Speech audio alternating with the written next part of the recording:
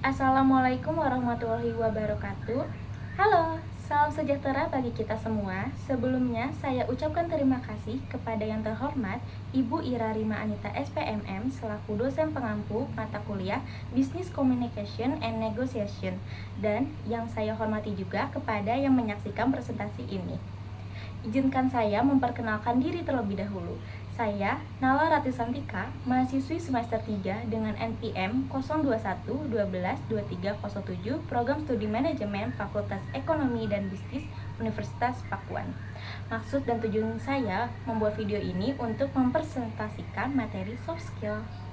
Seringkali seseorang lupa untuk mengembangkan dan meningkatkan soft skill, malah terfokus pada hard skill yang dimilikinya. Padahal, kedua kemampuan itu haruslah beriringan dan seimbang. Memang hard skill merupakan kemampuan yang dibutuhkan, terlebih untuk melamar suatu pekerjaan. Akan tetapi, memiliki dan meningkatkan soft skill juga sangatlah penting. Karena itu, saya akan memberikan gambaran pada kalian terkait soft skill, mulai dari pengertian, peluang dari soft skill, cara meningkatkan soft skill, hingga manfaat. Berikut penjelasannya. Soft skill adalah kemampuan yang dimiliki oleh individu secara alami yang mencakup kecerdasan, baik emosional maupun sosial, komunikasi atau berinteraksi dengan individu lain, dan semacamnya. Dalam hal ini, soft skill adalah karakter bawaan individu. Soft skill bisa saja dipelajari, akan tetapi tidak dengan cara belajar formal layaknya di bangku perkuliahan. Hal itu dapat dipelajari dengan lebih banyak melakukan komunikasi atau berinteraksi dengan individu lain, serta dengan melatih kepekaan sosial. Dengan begitu, individu itu dapat menerapkannya pada perilaku yang nantinya akan berpengaruh pada kemampuan soft skill. Dalam peluang, soft skill lebih general sehingga berlaku untuk berbagai jenis profesi. Kok bisa? Melansir dari laman College Consensus, semua pekerjaan di zaman sekarang yang melibatkan tugas rutin beresiko tergantikan oleh komputer di masa depan. Bahkan, sudah ada penelitian jika 47% pekerjaan di Amerika Serikat akan digantikan dengan mesin dan AI dalam 10 tahun ke depan. Alasannya? Karena komputer dapat diprogram untuk mengerjakan tugas yang sama dengan hard skill yang dimiliki manusia. Akan tetapi, ada satu aspek yang tidak bisa ditiru oleh mesin dan AI, yakni soft skill. Maka dari itu, kamu perlu mengembangkan soft skill yang bisa dimulai sejak masih kuliah. Tanamkan di pikiranmu bahwa pengembangan soft skill sebagai bentuk investasi, karena kemampuan soft skill yang kamu miliki nanti bisa meningkatkan peluangmu dipanggil interview. Apabila kamu berhasil mengembangkan soft skill, kamu akan diyakinkan tim recruiter kalau kamu unggul dalam menyelesaikan tanggung jawab yang diberikan, hingga bisa memberi pengaruh positif pada rekan kerja dan lingkungan kerja. Lalu bagaimana sih cara meningkatkan soft skill? Kemampuan soft skill memang tak bisa dipelajari pendidikan formal di perkuliahan. Akan tetapi soft skill dapat bangun dan berkembang seiring waktu berjalan. Hanya saja hal itu memang membutuhkan upaya dan keinginan yang kuat dari dalam individu itu sendiri.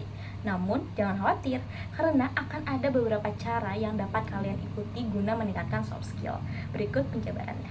Yang pertama, memperbanyak interaksi dengan sesama. Cara pertama yang bisa kalian ikuti ialah memperbanyak interaksi atau komunikasi dengan individu lain. Membangun interaksi juga komunikasi dapat memberikan kesempatan diri sendiri guna memahami sikap, tingkah laku, dan perilaku individu lain. Kemudian, kalian juga bisa mengoreksi perilaku dan sikap kalian apabila sekiranya kurang sesuai atau kurang dapat diterima oleh individu lain. Dari berbagai tanggapan teman-teman atau masyarakat lain, kalian bisa belajar dan berintrospeksi untuk memperbaiki diri. Maka secara tak langsung, soft skill kalian akan berkembang tahap demi tahap.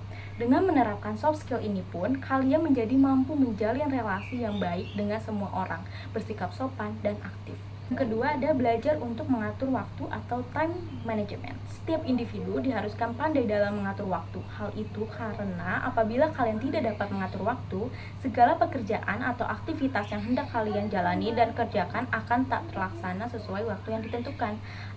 Tetapi apabila kalian mampu untuk mengatur waktu dengan sangat baik, meski pekerjaan sebanyak apapun, tentu pekerjaan itu tak akan terasa berat dan kalian mampu untuk mengerjakan sesuai dengan waktu yang ditentukan. Maka dari itu, sebelum deadline menghampiri, ada baiknya kalian mencicil pekerjaan tersebut secara berkala sehingga pekerjaan pun tak akan menumpuk sana-sini. Dengan menerapkan soft skill ini, kalian jadi dapat belajar untuk membedakan berbagai hal, baik itu hal primer, sekunder, maupun tersier. Jadi, aktivitas yang kalian jalani akan lebih terjadwal dan lebih terarah dan teratur. Ketiga, menguasai emosi. Apabila ingin lebih mengembangkan soft skill yang sudah dimiliki, kalian harus dapat menguasai atau mengendalikan segala emosi yang kalian punya. Memang sangat tidak mudah.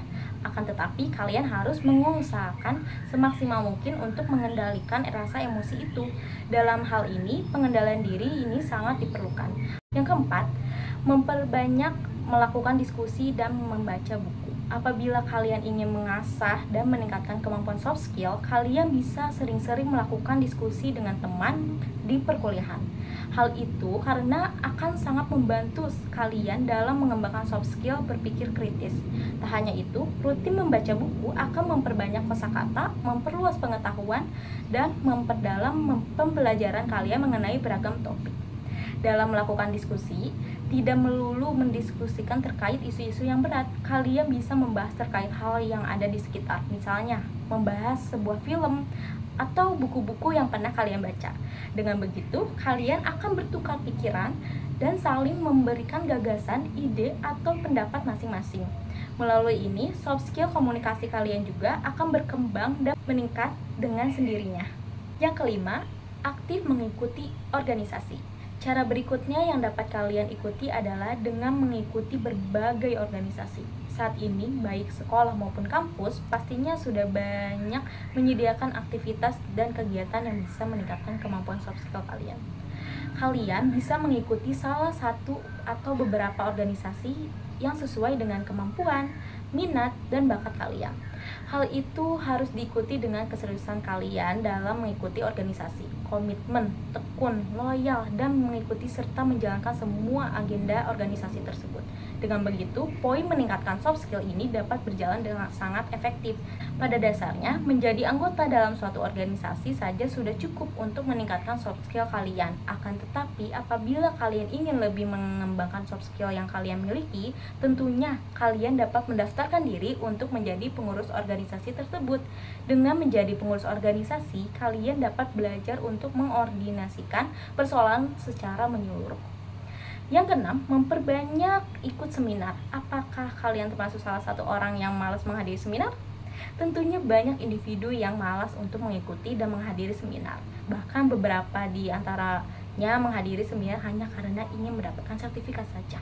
Padahal mengikuti seminar ada banyak manfaat dan melatih untuk meningkatkan soft skill kalian. Dengan mengikuti dan menghadiri seminar, kalian bisa belajar terkait suatu hal secara langsung dari ahlinya. Selain itu, kalian juga bisa mengajukan pertanyaan dan akan langsung mendapatkan jawabannya. Sehingga secara tak langsung, kemampuan berkomunikasi dan berinteraksi kalian akan bertambah serta meningkat. Yang ketujuh, mengikuti kegiatan volunteer. Di dalam kegiatan volunteer, kalian bisa meningkatkan kemampuan soft skill yang diantaranya leadership, communication, collaboration, time management, public speaking, dan mempunyai networking yang luas. Apa sih manfaat dari soft skill? Manfaat pertama, mendukung dan mendorong profesionalisme yang ada dalam diri seseorang ketika mengerjakan sesuatu, baik tugas yang diberikan hingga usaha yang sedang dijalankan. Dengan memiliki sikap profesionalisme ini, dapat memberikan nilai tambah serta kesan positif bagi orang yang melihat. Manfaat kedua, mampu menambah nilai penciptaan jasa yang ada dalam diri seseorang, sehingga orang tersebut memiliki nilai tambah yang membuatnya menonjol dari orang yang ada di sekitarnya dalam cara yang positif. Manfaat ketiga, mampu membantu dan meningkatkan nilai ekonomis dalam menciptakan suatu barang atau melakukan suatu barang. Cara tidak langsung, dengan memiliki kemampuan ini memiliki kemungkinan untuk kamu meningkatkan atau menambah pendapatan. Karena memiliki berbagai kemampuan dan keterampilan, kamu dapat memanfaatkannya untuk berbagai hal lain yang dapat menguntungkan secara ekonomis. Manfaat kelima, mampu mendukung usaha seseorang walaupun hanya dalam ruang lingkup pribadi. Karena memiliki keterampilan lain, segala pekerjaan yang kamu lakukan akan lebih efisien dan tidak memerlukan banyak tenaga kerja. Itu dia serba-serbi dari soft skill. Sekian, terima kasih. Mohon maaf jika ada kesalahan dari saya. Wassalamualaikum warahmatullahi wabarakatuh.